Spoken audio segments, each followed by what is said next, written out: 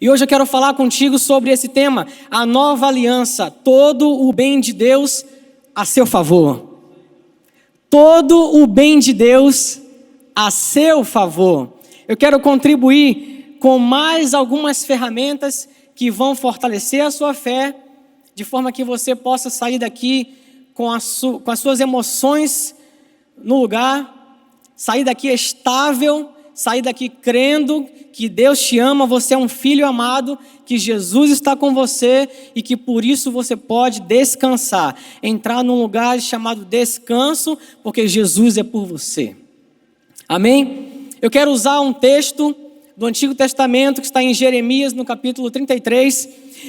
Eu quero ler aqui do versículo 3 até o 16, é uma leitura um pouco extensa. Eu vou, inclusive, pular alguns versículos que não são tão importantes para o foco dessa noite, para agilizar, mas você pode fazer essa leitura completa de casa, acompanhar, eu tenho certeza que Deus vai continuar falando com você. Jeremias 33, a partir do versículo 3, diz assim: clama a mim e responder-te-ei, e anunciar-te-ei coisas grandes e firmes que você ainda não sabe. Porque assim diz o Senhor, o Deus de Israel, acerca das casas dessa cidade e das casas dos reis de Judá, que foram derrubadas com os arietes e a espada. Aí o 6 diz assim: eis que eu trarei a ela saúde e cura, e os sararei, e lhes manifestarei abundância de paz e segurança. O 7 diz assim: e removerei o cativeiro de Judá e o cativeiro de Israel, e os edificarei como no princípio. O 9 diz assim: e este lugar me servirá de nome de gozo, de louvor e de glória entre todas as nações da terra, que ouvirem todo o bem que eu lhe faço, e espantar-se-ão e perturbar-se-ão por causa de todo o bem e por causa de toda a paz que eu lhes dou. Diz assim o 10: assim diz o Senhor neste lugar, de que vós dizeis que está desolado, sem homens, sem animais nas cidades de Judá e nas ruas de Jerusalém, que estão assoladas, sem homens, sem morador, sem animais, ainda se ouvirá a voz do gozo e a voz da alegria, a voz do esposo e da esposa, do noivo e da noiva, e a voz dos que dizem: louvai ao Senhor dos exércitos, porque bom é o Senhor, porque a sua benignidade dura para sempre. Dos que trazem ofertas de ações de graças à casa do Senhor, pois farei voltar os cativos da terra como ao princípio, diz o Senhor. E aí o 12 diz assim: assim diz o Senhor dos exércitos, ainda neste lugar que está deserto, sem homem, sem animal, e em todas as suas cidades haverá uma morada de pastores que façam repousar os seus rebanhos. E o 15: naqueles dias e naquele tempo farei brotar a Davi um renovo de justiça, e ele fará juízo e justiça na terra. E para terminar o 16: naqueles dias Judá será salvo, e Jerusalém habitará em segurança, e este é o nome com o qual Deus a chamará: o Senhor é a nossa justiça. Diga: o Senhor é a nossa justiça. Gente, esse texto aqui é muito profético. É muito profético. Eu quero contextualizar aqui para trazer você ao entendimento daquilo que eu quero compartilhar com você nessa noite. É muito importante que, ao olharmos para o Antigo Testamento, nós que somos crentes da Nova Aliança, amém? Quantos aqui são crentes da Nova Aliança? Você entende que o Antigo Testamento ele não tem doutrinas para nós? O Antigo Testamento ele é composto de tipos e sombras que apontam para Jesus, que apontam para a Nova Aliança, que apontam para a realidade que vivemos hoje. Somos crentes da Nova Aliança. E quando olhamos para o Antigo Testamento, você não precisa descartá-lo de forma alguma, mas você tem que ler o Antigo Testamento e colocar a lente da Nova Aliança para entender o propósito que há por trás daquilo ali. Quando você fizer isso, quando você ler um texto desse, por exemplo, você vai entender que O profeta Jeremias ali, por exemplo, está falando de algo que historicamente vai se cumprir em Israel, mas que profeticamente aponta diretamente para Jesus e que espiritualmente tem tudo a ver com a igreja. Tem tudo a ver comigo, tem tudo a ver com você. A igreja de Jesus está aí? Você começa a entender isso quando você olha o Antigo Testamento com a lente da Nova Aliança. Você vê que historicamente os fatos vão acontecendo, vão se cumprindo na história, na vida do povo de Israel. Mas que profeticamente eles estão apontando para Jesus e espiritualmente fala muito sobre nós, fala sobre a igreja. Deus usava muito os seus profetas naquela época, e os profetas tinham, dentre tantas coisas, a missão de trazer a palavra de Deus, trazer direção para aquele povo, combater a idolatria e tantas outras coisas. Trazer Deus, conduzir o povo a Deus, trazer a mensagem de Deus para o povo. E o profeta Jeremias, contextualizando para você aqui, ele foi o profeta que ele profetizou no reino do sul, no reino de Judá, e ele profetizou pouco mais de 600 anos antes de Cristo, e nesse contexto aqui que nós estamos lendo no capítulo 33, desde o capítulo 23 até o 33 ali, você vai ver que o contexto ali, ele está profetizando, o profeta está falando sobre o cativeiro babilônico que virá, a cidade vai ser invadida, a cidade vai ser arrasada, tomada, e você imagina, né, Jeremias, conhecido como o profeta das lágrimas, ou profeta chorão, porque ele vem trazendo essas verdades para que o povo se arrependesse e voltasse para o Senhor. Mas isso não acontece, e ele começa a trazer essa mensagem e a profetizar o cativeiro babilônico.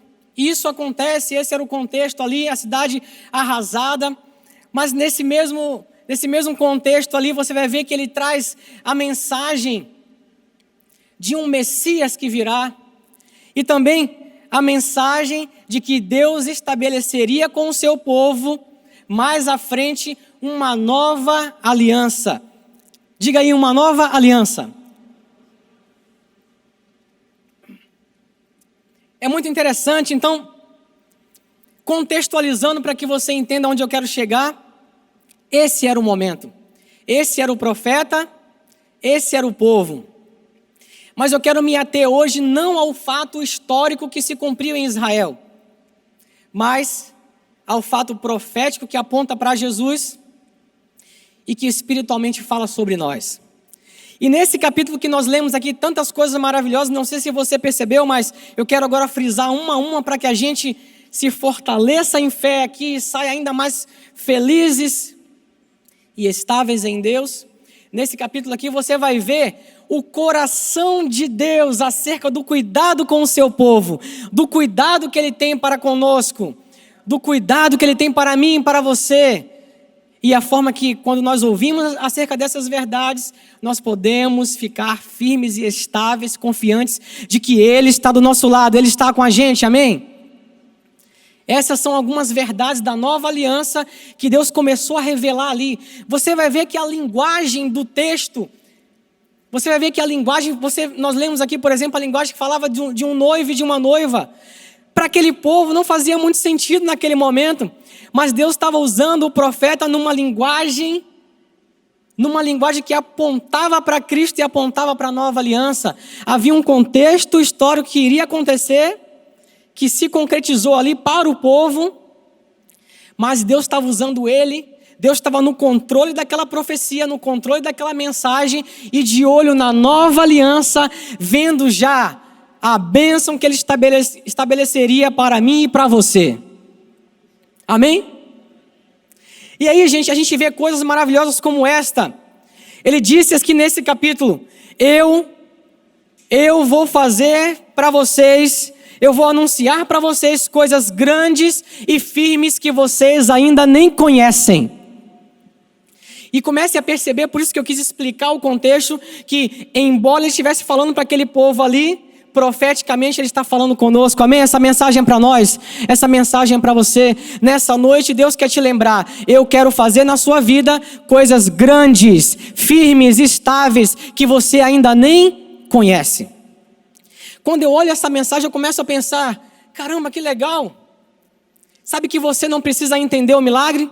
Deus fala que você vai viver coisas grandes, coisas firmes, coisas estáveis, coisas boas, que você ainda nem conhece. Ou seja, Ele tem coisas maravilhosas, estratégias que você ainda nem pensou, nem subiu à sua mente ainda.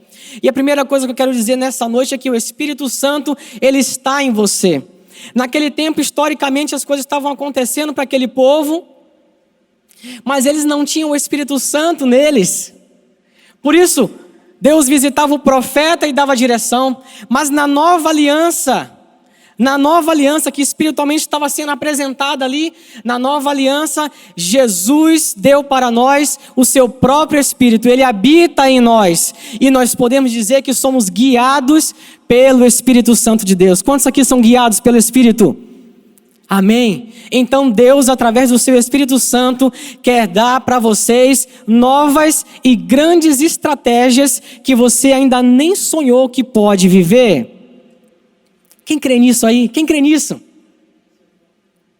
Sabe que a gente não precisa entender como Deus vai fazer o milagre. A gente só precisa crer. Deus quer dar estratégias novas. Você pode até calcular, pensar, ou então baseado no exemplo de alguém, na experiência de alguém, pensar assim, olha, eu acho que Deus vai fazer desse jeito, eu vou planejar desse jeito ou daquele outro jeito, pensando que fulano foi bem sucedido, ciclano foi bem sucedido naquela tomada de decisão, naquela direção que ele tomou, mas eu quero dizer, opa, espera um pouco. Deus tem novo para você, Deus tem coisas grandes e estratégias novas que ninguém ainda conhece. Ninguém ainda viu. Você crê que Deus é versátil? Você crê que Deus é criativo demais, gente? Deus é criativo. E Ele tem um plano especial, específico para cada pessoa, para cada um de nós, para cada um de nós. Nós podemos aprender com a experiência de uns ou de outros, é uma bênção, mas Deus tem direção específica para você.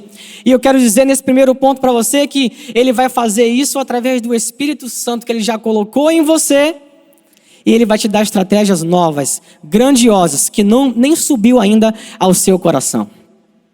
Amém? Você recebe isso aí? Eu quero viver isso todos os dias.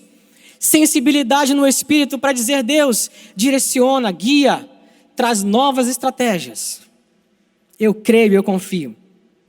A Bíblia fala em João 14:26, mas aquele Consolador, o Espírito Santo que o Pai enviará em meu nome, este vos ensinará todas as coisas e vos fará lembrar de tudo quanto vos tenho dito. Ou seja, o Espírito Santo nos ensinará, Ele nos guiará nessas estratégias, Ele nos trará direção e Ele nos trará ensino. Quando a gente não entender, quando a gente achar que está perdido, ou nem entender o propósito, o Espírito Santo vai ensinar. Ele vai guiar, Ele vai direcionar. E o profeta estava no controle de Deus ali, falando de coisas que espiritualmente iria se cumprir na igreja, lá na frente. A linguagem mostrava isso. A linguagem mostrava isso. Romanos 8,14 diz, porque todos os que são guiados pelo Espírito de Deus são filhos de Deus. Deus tem direção e estratégias novas e poderosas, grandiosas para cada um de nós. Onde? Onde quer que você esteja, no seu trabalho, na sua faculdade, escola, nos seus projetos, na sua casa, no seu casamento, ouça o Espírito de Deus. Ele vai te guiar para coisas grandiosas. Gente, Deus tem coisas grandiosas para nós. O texto diz no versículo 6 que nós lemos, a segunda coisa que eu quero frisar com você aqui, que Deus trará saúde, cura e restauração. Diga saúde, cura e restauração. Você sabe o que é isso? São bases, são fundamentos que o profeta estava sendo usado por Deus ali para trazer para a igreja. Profeticamente iria se cumprir em Cristo, espiritualmente na igreja.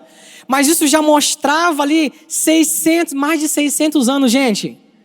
Antes de Cristo, Deus já mostrava as facetas de tudo que Ele queria fazer, a grandiosidade da nova aliança e dos benefícios de todo o bem de Deus a nosso favor.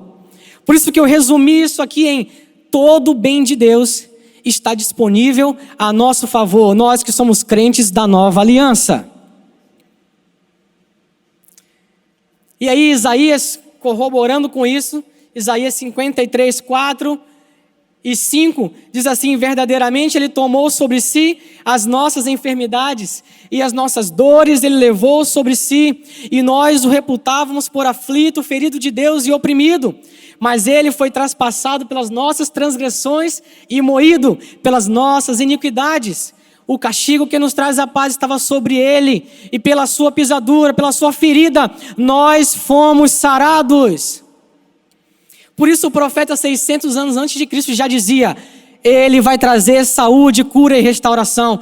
Você consegue entender que, embora historicamente Deus estava falando com o que ia acontecer com aquele povo, profeticamente Cristo está mostrando que a vontade de Deus ia ser estabelecida na nova aliança para nós? Você consegue ver isso? Você consegue ver que espiritualmente nós somos o Israel de Deus, nós somos o povo da nova aliança e Deus quer que a gente viva essas verdades? Eu estou aqui nessa noite para lembrar você, você tem saúde, cura e restauração plena em Jesus.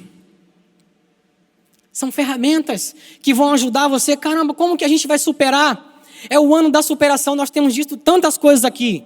E se você for abraçando cada uma das coisas, você vai entrar num lugar de estabilidade e de calma e de paz, dizendo: caramba, Deus tem coisas grandes para mim. Deus tem cura para mim. Deus tem restauração, saúde plena. É para mim. Outra coisa que o texto diz, ainda no versículo 6 aqui: eu vou trazer para vocês abundância de paz e segurança. Quantos querem viver isso aqui? Quantos vivem isso? Abundância de paz. Deus tem...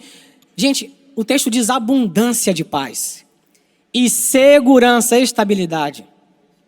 Você vê isso se cumprindo em Jesus. Jesus em João 14, no Evangelho de João, no capítulo 14, versículo 27, diz assim: eu deixo-vos a minha paz vos dou, não vou lá dou como o mundo a dá, não se turbe o vosso coração e nem se atemorize, Jesus é a sua paz. Por isso que eu estou dizendo, profeticamente se cumpria em Cristo, em Jesus. Jesus é a nossa paz.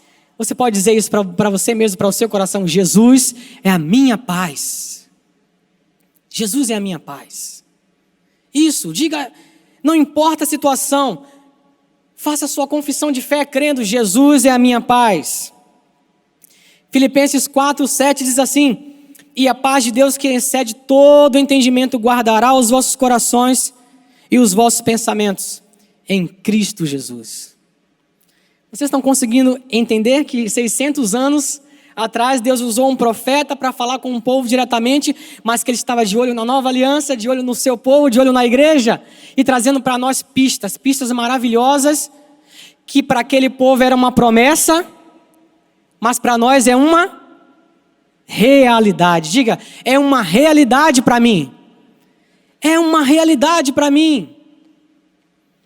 Todos esses benefícios da nova aliança. No versículo 9, ele fala de todo o bem de Deus. Espantar-se-ão com todo o bem que eu vou dar a vocês. Tem noção do que é isso? Ficarão espantados de ver o tanto de bem que eu vou descarregar sobre vocês. Quantos aqui creem que são alvo do amor de Deus? É isso mesmo. Você é alvo do amor de Deus. Você é alvo da bondade de Deus. Você é alvo do bem de Deus. E esse texto aqui estava dizendo isso, diz isso para nós. Você espantar-se-ão. As pessoas vão olhar para você e vão ficar espantados de todo o bem que vão ver que eu vou dar para vocês. Gente, Deus tem bem para dar para vocês. O ladrão não. O ladrão veio senão, ele veio somente, diz a palavra, para matar, roubar e destruir. Esse é o papel dele. Tem gente atribuindo destruição, está atribuindo roubo, falência a Deus. Mas não, a Bíblia é muito clara a dizer que o ladrão veio para isso, o diabo veio para isso. Deus veio para dar para você todo o seu bem. Amém, gente? Você se alegra com isso? A bondade de Deus está a seu favor. João 10:11 diz assim, Jesus disse, eu sou o bom pastor. O bom pastor dá a vida pela sua ovelha, pelas suas ovelhas. O Salmo 34, versículo 8 diz, provai e vede que o Senhor é bom. Bem-aventurado o homem que confia nele. Vê que o profeta lá atrás, anos atrás, fala sobre Deus dar bondade. Aquele povo iria viver aquilo com o livramento que Deus ia dar, com a restauração que Deus ia fazer naquela cidade que foi arrasada, destruída. Mas ao mesmo tempo Deus está falando espiritualmente para a sua igreja, dizendo, olha, fiquem atentos, eu sou bom e me revelarei para vocês com bondade. Aí Jesus vem profeticamente, essa palavra se cumpre nele, Jesus vem e se revela, eu sou o bom pastor. Eu sou o bom pastor que está com vocês. Eu dou a vida por vocês. Eu dou a vida pelas minhas ovelhas. Vocês conseguem ver o cuidado de Deus aqui? Muito tempo atrás você não era nem nascido. Você não era nenhum projeto. Mas no coração de Deus, você já era uma realidade. E Ele preparou tudo, gente. Ele preparou tudo para nós. Deus não vive no Cronos, no nosso tempo. Deus vive no Kairos. O tempo perfeito, para Ele não tem passado, presente, futuro. Deus já preparou tudo. Creia, tudo que você precisa para ser feliz. Cada provisão, a provisão diária, Deus já fez, Deus já preparou para mim, para você. Nós precisamos crer. Crer. Eu sei que não é fácil. Aliás, é muito fácil quando nós estamos na igreja, estendemos nossas mãos, louvamos, ouvimos a mensagem, falamos com o irmão do lado. Aqui se torna fácil, mas quando saímos e a situação vem, e a dificuldade vem, a aflição muitas vezes se levanta. Eu quero te encorajar para nessa hora lembrar, eu sou um filho amado. A bondade de Deus está comigo. Espiritualmente, tudo aquilo que Deus prometeu se cumpre em mim, se cumpre na igreja, é para mim, eu vou viver. O versículo 11 diz assim, haverá também júbilo e alegria. Você sabe que Deus quer que você viva alegre. Mesmo no meio das circunstâncias ruins, da adversidade. Eu sei, somos humanos. Na hora que vem a má notícia, a situação se levanta, a gente toma aquele baque. A gente se entristece temporariamente, mas a gente não deve se entregar a isso. Essa é a diferença, porque nós sabemos em quem nós temos crido. Nós sabemos que nós temos o suporte do nosso Pai. Ele é o nosso provedor, Ele está com a gente o tempo todo. Nele nós confiamos. Ele nos guarda o tempo todo. E nele nós podemos ter júbilo e alegria. Lucas 24, 51 e 52 diz assim, e aconteceu o quê? Abençoando-os eles, se apartou deles e foi elevado aos céus. E adorando eles, tomaram-se de grande júbilo, tornaram com grande júbilo para Jerusalém. E no Evangelho de João, no capítulo 17, versículo 13, diz assim, mas agora vou para ti e digo isto no mundo, para que tenham a minha alegria completa em si mesmos. Nós vemos aqui Jesus, já ressurreto, dando aquelas últimas instruções, sendo visto pelos discípulos, subindo aos céus e dizendo assim, e os discípulos ao verem aquela situação, retornando para suas casas, retornando para Jerusalém, com grande júbilo por ver Jesus, por ver a ressurreição. E Jesus fez isso. Ele veio, cumpriu a lei, Ele cumpriu a sua missão, Ele morreu. E a Bíblia fala que nós morremos com Ele, mas Ele ressuscitou em grande vitória e nós ressuscitamos com Ele, amém? E é sobre essa verdade que nós vivemos. E aqueles discípulos se alegraram e jubilavam nisso. Como da mesma forma, Jesus orando ao Pai, dizendo assim, e que a alegria deles seja completa em mim. Gente, no meio daquela situação, a cidade estava arrasada. A cidade havia sido destruída. A profecia era sobre o cativeiro, os 70 anos do cativeiro babilônico. O rei Nabucodonosor invade a cidade e destrói, arrasa com tudo. Era um caos que estava vivendo e Deus se levanta através do profeta para dizer, vai haver júbilo e alegria. Tem alguém vendo caos? Notícias ruins? Gente, vai haver júbilo e alegria, porque Jesus está com a gente. Nós estamos de pé porque Cristo está com a gente. O versículo 12 fala de um cuidado especial de Deus. Um cuidado de Deus. Um cuidado de Deus. Deus cuidará do seu povo. Olha que maravilha, 1 Pedro 5,7 diz, lançando sobre ele todas as nossas ansiedades, porque ele tem cuidado de vós. Gente, que amor, que cuidado. Às vezes essas situações trazem ansiedade, traz desespero. O que a gente tem que fazer? Olha, lança sobre Jesus. Através da oração, através da súplica, diz a palavra, tornem conhecidas todas as vossas petições, lance sobre ele, porque ele tem cuidado de nós. Filipenses 4,19 diz, e o meu Deus, segundo as suas riquezas em glória, suprirá cada uma das vossas necessidades. Você é cuidado de Deus. Você é projeto de Deus. Você é plano de Deus. Ele já preparou tudo. A nossa condição, a nossa parte nessa causa aqui é crer. Ele já fez. Está consumado. É uma obra estabelecida. Inclusive que ele começou a revelar muito tempo antes, através dos seus profetas. E que hoje é uma realidade para nós. Enquanto para eles nem entendiam. O profeta nem tinha controle sobre aquilo que ele estava falando. Não dava para entender a linguagem do noivo, da noiva. Estava falando sobre a igreja. Mas o Espírito Santo estava no controle. E ele enxergava o que iria acontecer.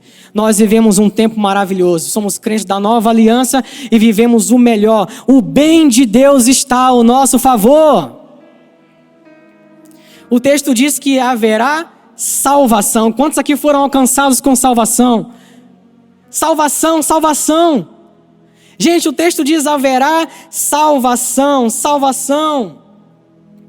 1 Tessalonicenses 5,9 diz assim, porque Deus não nos destinou para a ira, mas para a aquisição da salvação por nosso Senhor. Diga Jesus Cristo. Você entende aqui, quando eu digo que o bem de Deus está a seu favor? Paulo está dizendo aqui nessa carta para esse povo aqui, a carta aos Tessalonicenses, dizendo para eles, olha, Deus não destinou vocês para a ira. A ira de Deus foi derramada uma vez sobre Jesus na cruz. E no grande tribunal do universo, o grande juiz, Deus bateu o martelo ao nosso favor, aceitou o sacrifício de Jesus. E acerca de nós ele disse, estão justificados. Diga, justificados. E é isso que nós vamos viver. Atos 4, versículo 10 a 12 diz assim, seja conhecido de todos vós e de todo o povo de Israel, que em nome de Jesus Cristo Nazareno, aquele a quem vós crucificastes, e a quem Deus ressuscitou dentre os mortos, em nome desse é que este está aqui diante de vós. Ele é a pedra que foi rejeitada por vós, os edificadores, a qual foi posta por cabeça e por esquina. Em nenhum outro nome há salvação, porque também debaixo do céu nenhum outro nome há dentre os homens, pelo qual importa que sejamos salvos. Você entende que Deus está falando de salvação para aquele povo e agora Jesus é revelado através dos discípulos, através dos apóstolos, que Ele é o Cristo, Ele é a salvação. Por isso aquele contexto para dizer para vocês, tudo aquilo que estava sendo dito, embora historicamente para um povo, profeticamente falava de Jesus. E Jesus quando vem, e os discípulos e os apóstolos, eles consolidam isso dizendo, Jesus é a salvação.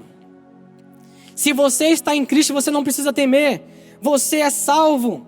Você é perdoado. Você é lavado. Deus te vê em Jesus. Deus, quando olha para você, Ele vê Jesus. Ele aceitou o sacrifício definitivamente. Em nenhum outro nome há salvação. Jesus está se identificando aqui, cumprindo aquela profecia, dizendo, eu sou a salvação. Os discípulos estão apontando isso. Olha, a salvação que foi prometida está em Cristo. É nele que nós estamos firmados. Amém, gente? Amém, gente? Você se alegra com isso? Jesus está com você, cara. Jesus é por você. O texto no versículo 16, eu estou caminhando para o final, diz que ele trará justiça. Você sabia que você é a justiça de Deus em Cristo? Como eu falei aqui, ele bateu o martelo a nosso favor, justificados estamos, porque o sacrifício de Jesus foi aceito. Para isso ele ressuscitou. Romanos 4:25 diz assim: o qual por nossos pecados foi entregue e ressuscitou para a nossa justificação. Gente, o Novo Testamento ele vem consolidando aquilo que havia sido profetizado e apontando para a pessoa, estabelecendo. Vocês têm que olhar agora para Jesus. Ele é a realidade. Ele ressuscitou. Quando o texto falava que Deus ia trazer justiça, aquele povo estava talvez entendendo ali, poxa, porque nós somos atacados, nós somos levados a um cativeiro, mas Deus vai fazer justiça para nós, nos restituindo. E no coração de Deus estava vendo Jesus justificando a humanidade para sempre, nos atraindo para Ele. Amém, gente? Amém, gente? E por fim, a maior cláusula da nova aliança. Jeremias 31 diz assim, versículo 31: eis que vem dias, diz o Senhor, em que farei uma nova aliança com a casa de Israel e com a casa de Judá. E não ensinará mais cada um ao seu próximo, nem cada um ao seu irmão, dizendo: conhecei ao Senhor, porque todos me conhecerão, desde o menor até o maior. Deles, diz o Senhor, porque lhes perdoarei a sua maldade e nunca mais me lembrarei dos seus pecados. E Hebreus 8 vem trazendo exatamente esse texto falando de Jesus, ratificando para nós a cláusula mais importante da nova aliança: dos seus pecados eu jamais me lembrarei. Deus nos uniu de novo, Jesus nos uniu de novo a Deus.